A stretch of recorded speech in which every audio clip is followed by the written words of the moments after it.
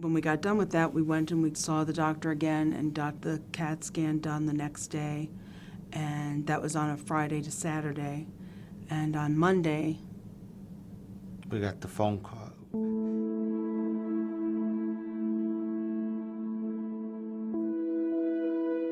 I was in the hospital for 5 days, and the last day I was in the hospital, the thoracic doctor that did the lung surgery came in with his team, and they all came in with solemn faces, and I could tell something was wrong. I'll never forget the day. It was August 3rd, 2010. The doctor came into the family waiting room. You know, it was kind of like Charlie Brown, the wah, wah, wah, wah. You know, he said words, this big, long thing ending in carcinoma, and I had no idea what it was. And he said, well, your brother has adrenal cancer. Whenever there is cancer, frankly, it doesn't matter which organ it's arising from. For me, it's cancer is devastating to the patient, devastating to the family, and whoever it touches. In the United States, at any given time, there's probably 1,000 of us who have this disease, and a lot of them are very, very sick. These are real people who are affected, and adrenal cancer affects those who least expect it. For me, it blew me away that my daughter had cancer.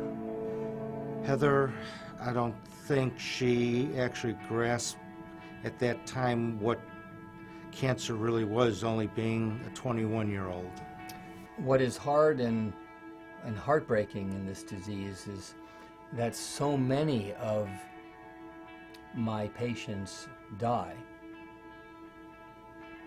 that the balance between hope and reality sometimes feels slim. But I'm tired of seeing people die. We really are on the cusp of greater understanding, which will lead us to more intelligent therapeutic decisions. We are now ready to make big leaps forward in our understanding of adrenal cancer and our ability to treat patients. Whenever we're dealing with rare malignancies as adrenal cancer, it's difficult to find one place that has expertise like Dr. Hammer's, Dr. Miller's, Dr.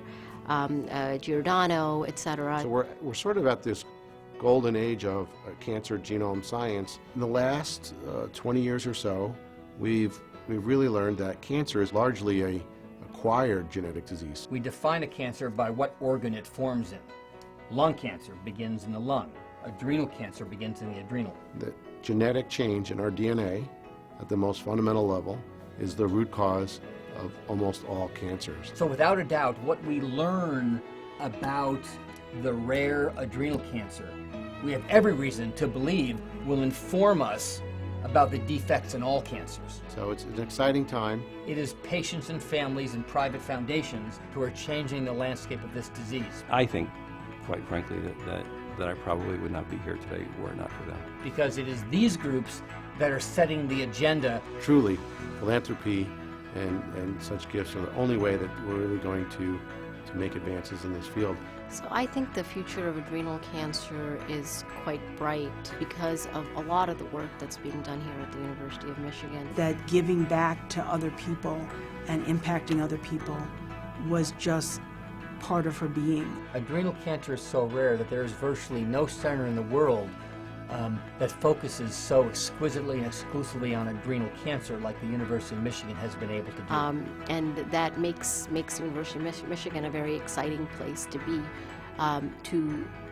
be at the forefront of where adrenal cancer is going. The goal is to exploit the genetic fingerprint of the cancer in each affected boy, in each affected girl, in each affected mom, in each affected dad, to treat, to care for, and to cure each and every one. And that's what we're going to do. So imagine that. Imagine that.